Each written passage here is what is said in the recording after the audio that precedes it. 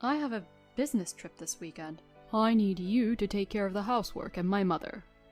What? It's been happening a lot, hasn't it? It's hard when you have to go on a business trip on a weekend. I understand it can't be helped on weekdays. You understand that it's tough, right? But that's part of the job, isn't it? That's true, but... Then why don't you do my job instead? I'll do the housework. Can you earn as much money as I do? That's impossible. You know that. Right? So please stop nagging me about it. Thanks. The conversation between my husband and I took place a little before the current issue arose. Nowadays, it seems odd to me that my husband would have a business trip even on his days off, considering his job.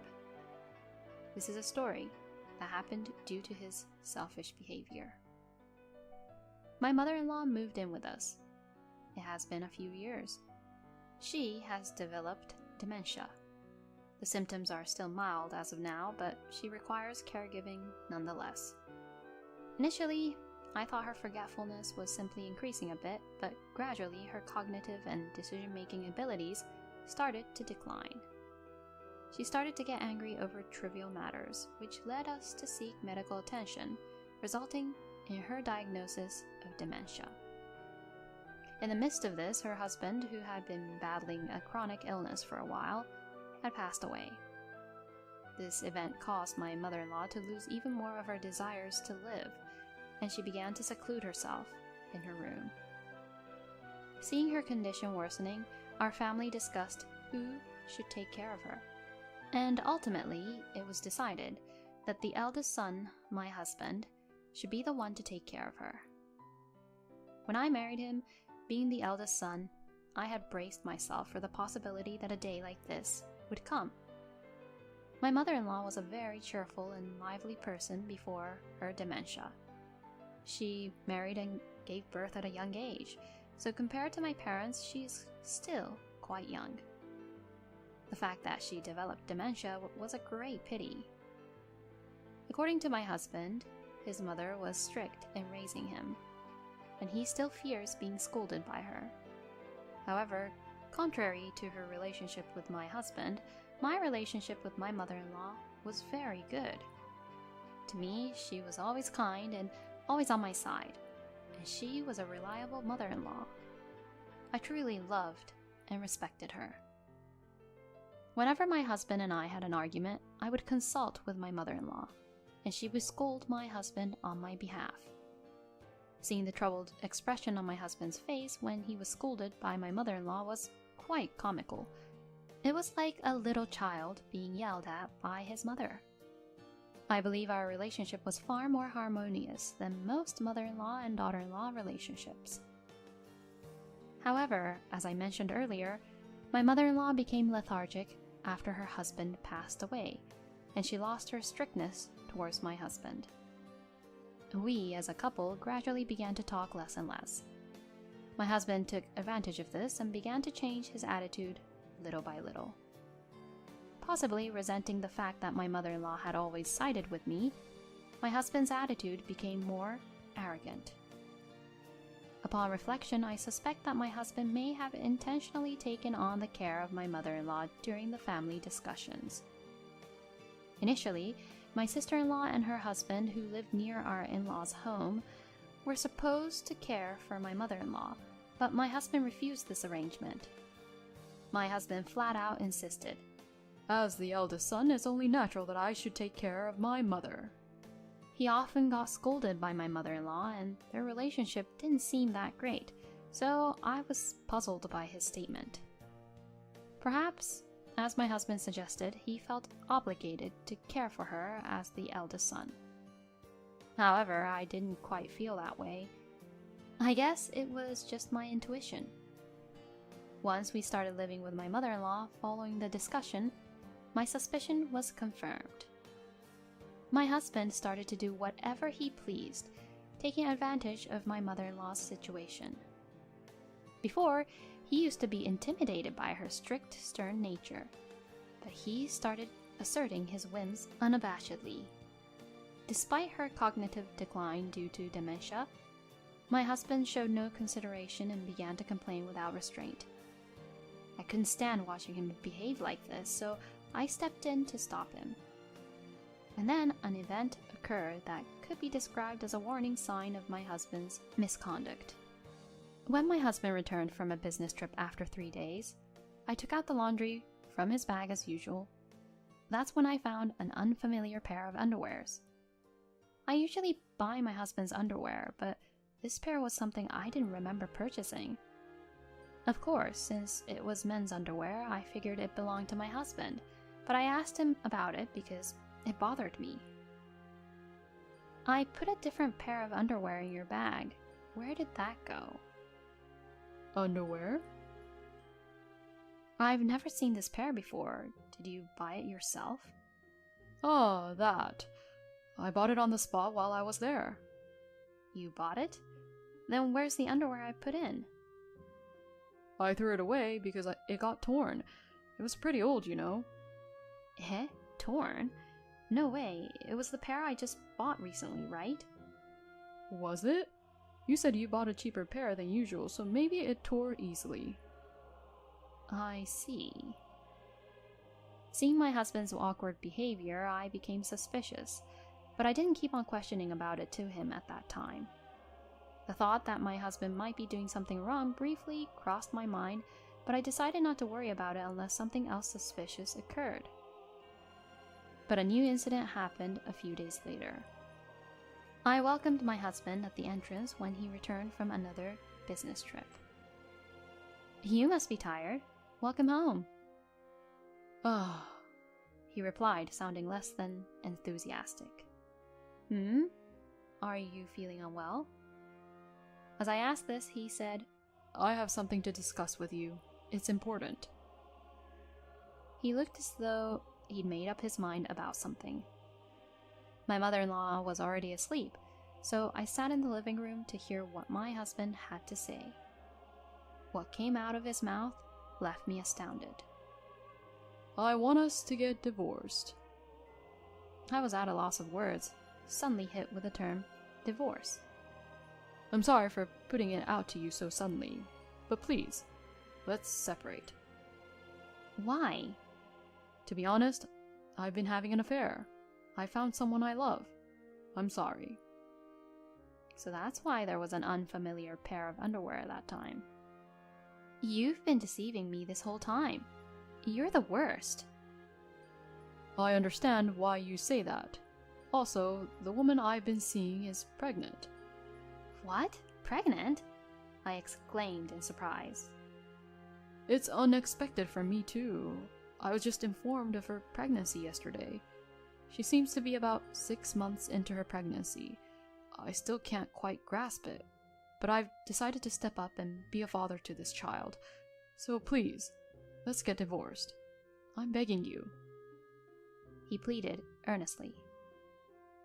Okay, let's get a divorce. After hearing all this, there's no way I could continue to live with you as a married couple.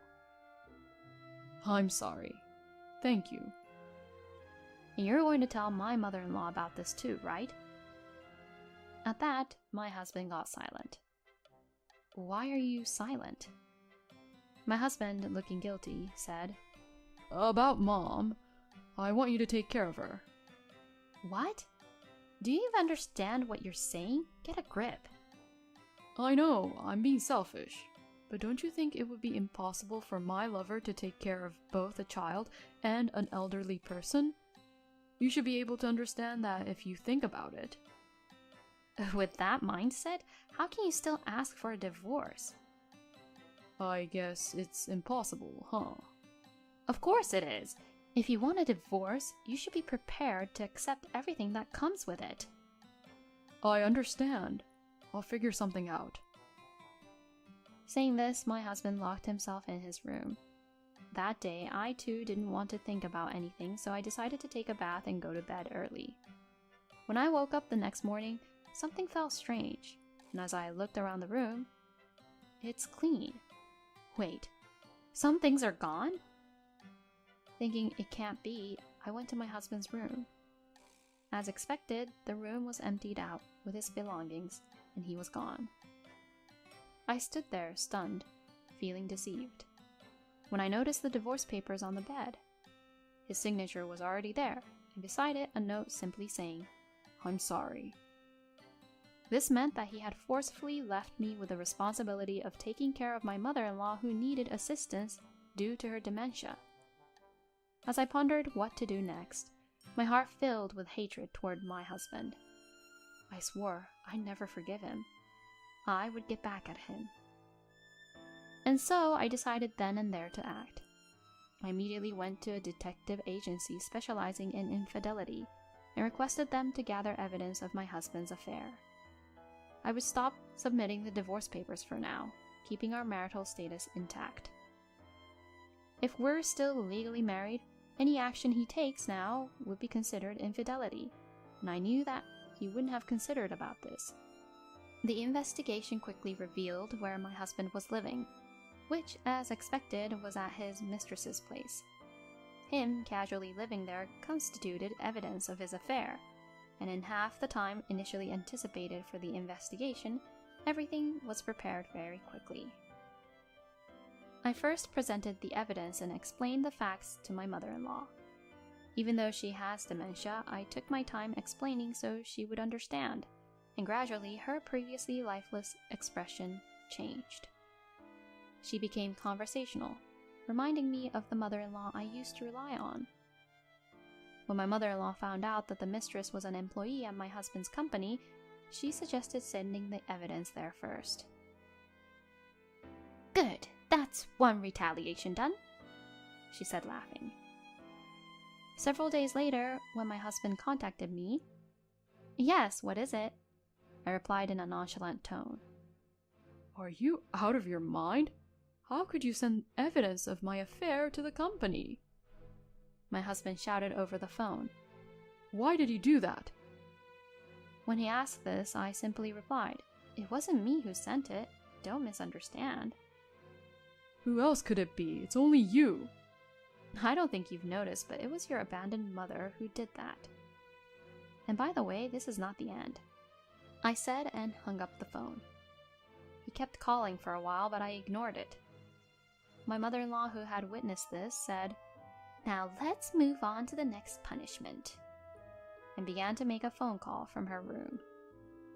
After a while, the doorbell rang, and when I checked the front door, there was a woman standing there. I immediately recognized her as my husband's mistress from the photos of evidence. It turned out that my mother-in-law had called the mistress. I left the matter to my mother-in-law and stayed in my room. I couldn't hear the conversation between my mother-in-law and the mistress from my room, so I decided to ask my mother-in-law for details after they finished talking. It seems that the mistress didn't know about my mother-in-law's dementia. "I heard you're going to marry my son. I'm going to tell you something. In the near future, I probably won't be able to go to the bathroom by myself. You're going to have to take care of me. Even then, will you still marry my son?" My mother-in-law reported that the mistress was shaken by her words. As she explained the situation, my mother-in-law was excitedly saying, "I can't wait to see what happens next." I wondered if my mother-in-law's dementia was getting better. At the time, I didn't even consider that the actions my mother-in-law took would lead to an unexpected conclusion. The next day, the doorbell rang again. When I checked who it was, my husband was standing at the front door. "What is it?" I came to talk. Let me in. I let my husband into the house and was about to listen to what he had to say, when he told me something I did not expect. I found out that the baby in her belly was not mine, so we broke up. My husband claimed that the woman he was having an affair with had multiple lovers.